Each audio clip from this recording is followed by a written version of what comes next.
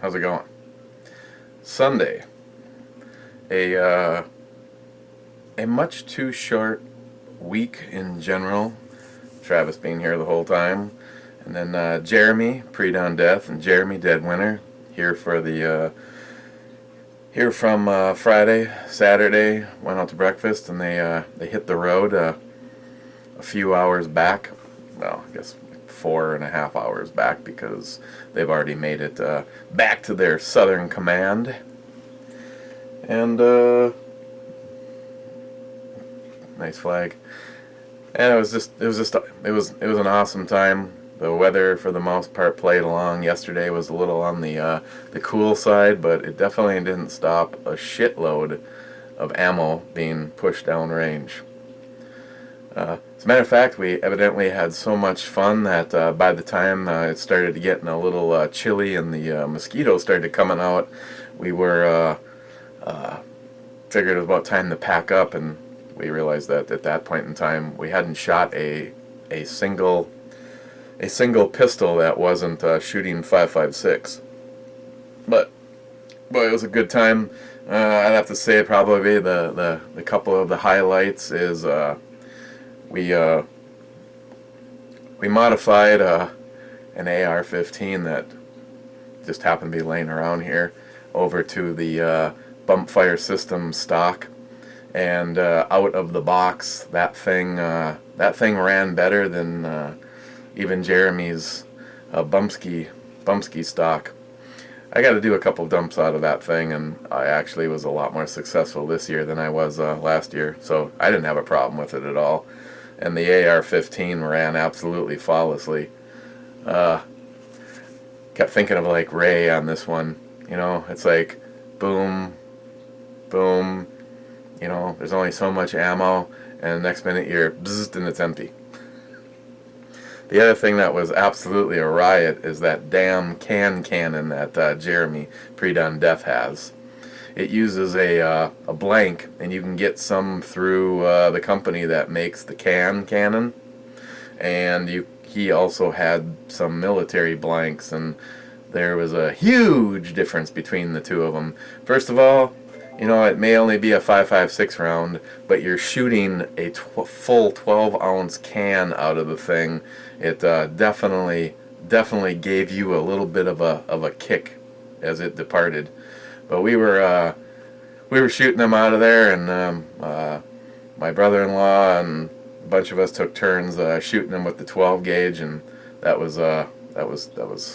thing was pretty damn cool. Like, I don't know, if you're at the right distance, would that qualify as a non-lethal defensive weapon? You know, someone breaks into your house and you put a pop can into their gut launched from a AR-based platform. What are we looking at today? I know I said we were going to look at the sea salt, but you know what? It's my discretion. I just decided that we'll look at the sea salt ale tomorrow, but I picked up that bottle of Fernet aged porter when I was out in Colorado.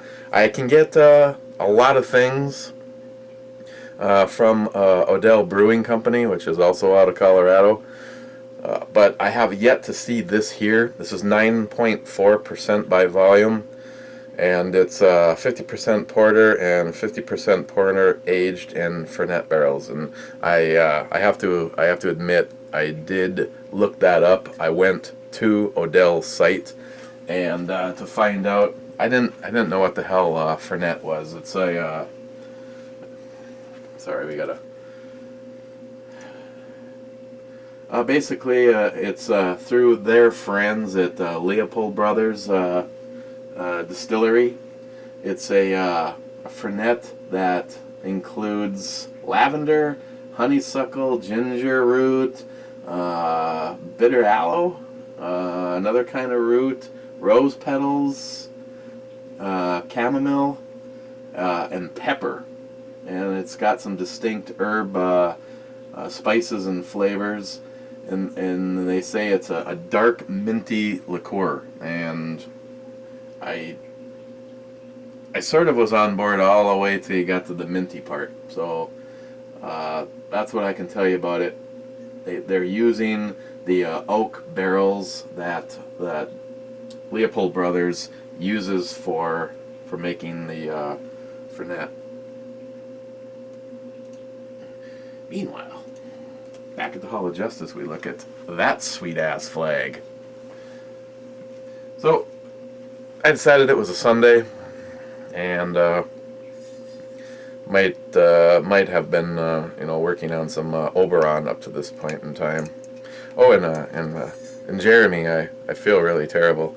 A couple of the things that Pre-Dawn Death there picked up for himself that he was planning on taking home, and yet forgot was a little pricey container of Odell Brewing Company of cheddar cheese and an absolutely incredible 3-year aged block of Gouda, and he left with my Walking Dead lighter and sent me a picture and offered to trade it for the cheese, and ain't gonna happen, Jeremy. But when you're here in September, I'll just replace the cheese, and you can have a fresh 3-year block of aged Gouda. Okay. Well, we know it's gonna probably be good because it had the thing on it. And I have no idea. This is actually a new camera. It's first use. I got some shooting footage out there until the other one died. I tried cleaning the memory card slot, and I think I still might be able to get a little life out of it as a possible victim camera. I'll put it in the blast zone, and if it takes it, it takes it, and if it lives, oh well. But this one was I guess a Father's Day present from my lovely daughter Samantha, and she talked to her boys in the camera department and said, I wanna get him a camera. And when she asked me what I like and disliked about the cameras, I said obviously one of the important things was the quality of the zoom. So you can zoom in on all those missed targets down at the end of the range. And my old one actually had a compartment that the battery went in, and I said, if at all possible, I'd really like one that had an external battery. So she picked up a few batteries for it and a big memory card for it, and this one actually has the battery that goes on the back, and this is actually just a newer version of what I already had, the Canon Vixia.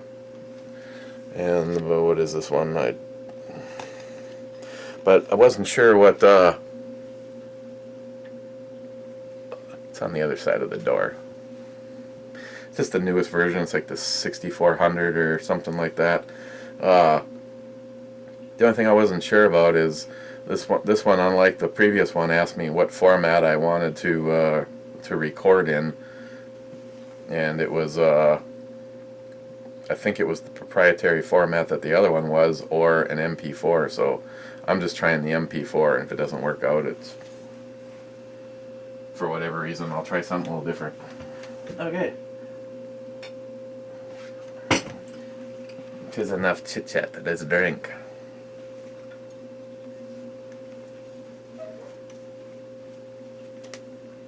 So it looks like that, and it looks something like this.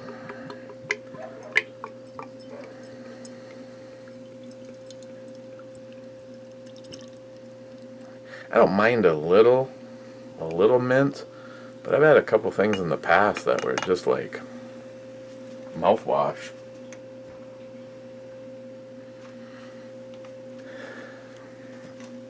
Decent carbonation. I happen to be a huge fan of porters. I'm honestly not really smelling any mint, which I'm very cool with. and it has a very typical brown ale smell. And even some of the best brown ales I've had really don't smell all that good. So even like some of my favorites, like Moose Drool is like, I don't know, maybe a little bit of a chocolate smell to it. So cheers, guys.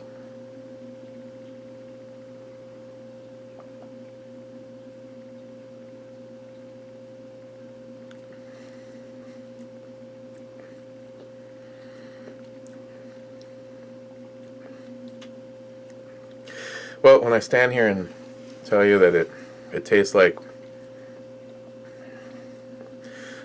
beer, and then we all hold each other and call it a day, after listing off that list of all the shit that goes in the Fernet, then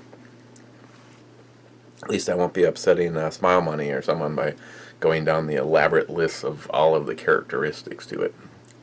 Let's try, though. There's definitely a lot going on. It has a very, very non-eventful, almost bordering on I'm scared kind of a smell to it, and the taste is couldn't be farther from that.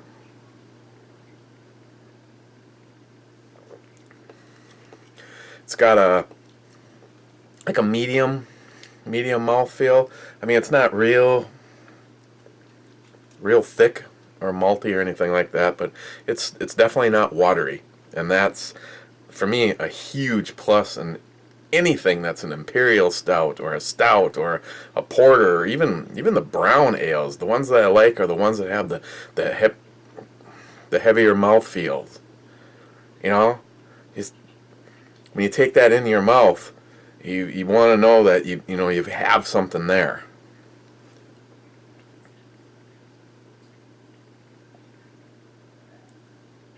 Speaking of heavy, I don't know if he's like working 120 hours a week or what the hell is, but where are you, Heavy?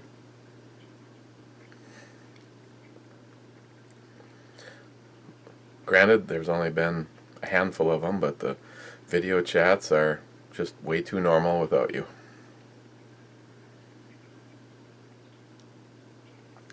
Okay, kind of a medium mouthfeel. You noticed, just as you're taking that medium mouthfeel liquid in, there's a presence of a sweetness that you're getting even before you start noticing any flavors.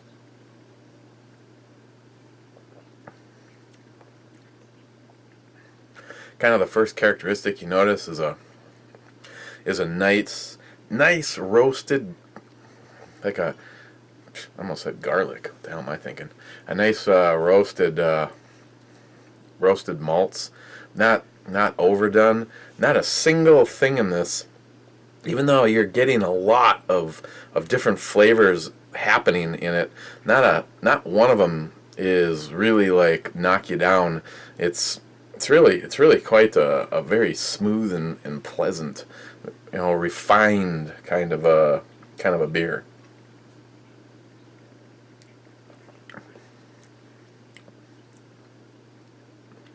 And I don't know if it's because if I would have never gone and looked. See, that's one of those things. It's like what the hell is the definition of this? So I was trying to figure out how I could do that. I didn't want to go to Beer Advocate because I didn't want to find out that either it sucks ass or it's it's outstanding, world class. It's good a 99 or 100 on the Hoes or Bros section. So I just figured at least go to Odell Brewing and just see what they listed as. And if it wasn't for the fact that I read that it was spending some of its life in a oak barrel that was going to have kind of a mint characteristic to it, I think the only reason that I'm actually coming to the conclusion that there's like a subtle mintiness is because it's turned into mind over matter, and my brain is filling in the blank. So Oh yeah, that's what it was. Avicid or MP4 would like the two formats. I don't know if one's a Canon proprietary one or someone much smarter than me. Guess if I had a question about that, kind of a guy that I've been following quite a bit lately. I mean, I think he probably only knows about the other channel. Is High Desert Tactical. He's a well, High Desert Tactical would imply that he's like a gun guy or a prepper or that kind of thing, but most of the really cool videos I've seen from him so far all deal with the video or the audio characteristics, and I mean he's obviously got some heavy duty shit set up. You know, I'm my idea of technology and my camera work is the GoPro, and just being able to get that to work, and that's really something I need to goof off with more. And just some of you guys really know how that shit works. Being able to, you know, I mainly control mine using my phone, or I used to use my old tablet. I should see if I can find some software to use on the Surface, but use that as my link to control it, because obviously unless you buy the little pack, Pete was telling me.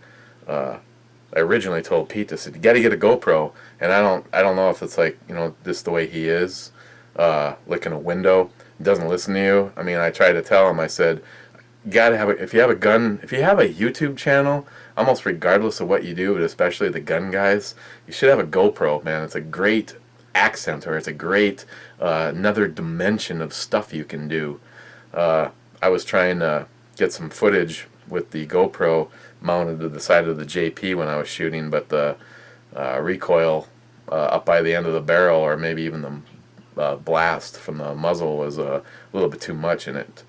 I couldn't find a really secure spot. It's like the rail was just a little bit too big to get the clamp on. The barrel was getting too hot. I really didn't want to clamp that on that and have part of my spring-loaded the rubber jaws start melting to a pristine, nice and shiny barrel, and mounted it to a very narrow part of the GG&G bipod. Which, Johnny, if you're catch this part, talk to Ben. One of the things, it's like when I had the rifle built, it was going to be either the GG&G or the Atlas bipod. The Atlas is like, I don't know, they're like $275, and Ben at JP actually said, yeah, the Atlas is probably the most popular one, but there was features on the GG&G that he thought actually beat the Atlas. And I'm like, okay, whatever, I'll go with that one.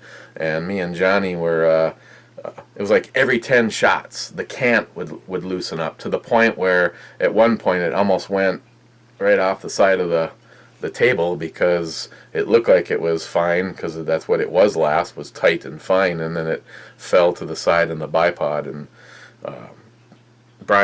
Ben just recommended that I back the screw out as far as I was able to, because you actually can't take it all the way out, and put a little blue Loctite on it, and it worked out just fine yesterday shooting. So that was a big help, and I know the GG&G is more suited if you're going to be possibly carrying it for hunting or something, but just want to leave it on there just in case. It's definitely a lighter bipod system than the Atlas is. So once again, Loctite was a huge success. Yeah, it definitely has a nice sweetness to it.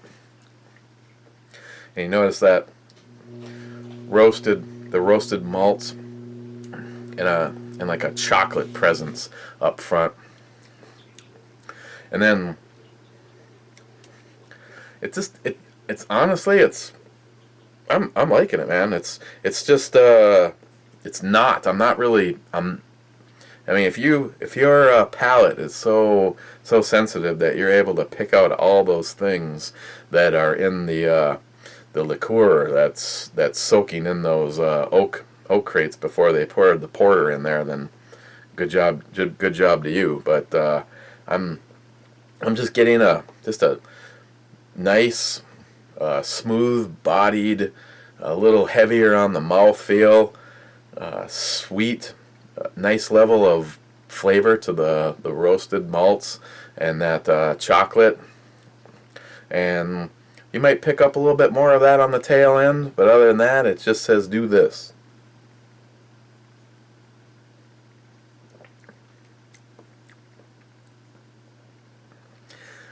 .4%. It's not really boozy or anything like that. Don't even add alcohol.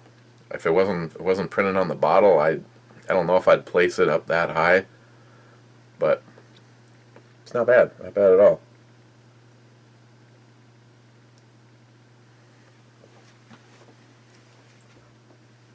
On the E scale. Where do I put this one? The Fernet aged porter from Odell Brewing Company. I would say this is a 9. And if you like a pretty tasty and smooth, little bit on this little on the sweet side, you know, not out of control, like it's not like candy in a bottle or anything like that, but recommend giving that a try. And like I said, there's even 2 of them, so if it's really good, then I've got 2 of them. Do the sea salt ale from Fire Island Beer Company tomorrow. This is one I got from Tardisius.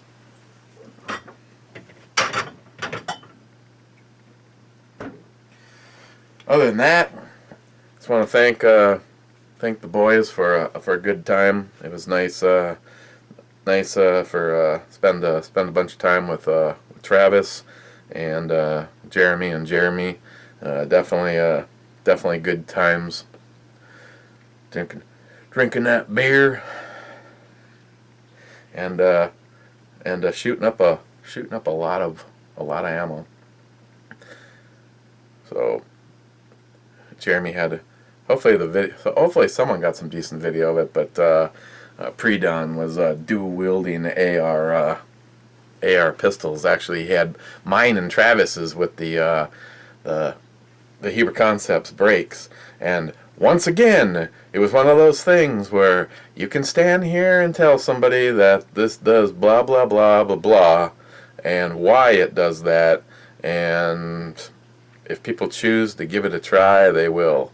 But I know Jeremy was on the who gives a shit. And then after having the opportunity to fire a couple of AR pistols with the Huber brakes on them, now fully understands exactly what that brake is capable of, and it's awesome. Especially, you know, it's once again, the harder you push that brake, the more it performs for you, and the smoother that thing runs. So follow-up shots, but yeah, standing to the left or right though. Those people, you as the operator, all good. People around you, ask my brother-in-law how much he loves brakes in general. So, okay, guys. Again, cheers, guys. We will see you tomorrow. We'll take a look at that sea salt ale, and have a pleasant Sunday. And all you people like me that will be not a Shelby hair, that's weird, having to go back to work tomorrow, I just recommend drinking heavily tonight, and it'll all work itself out.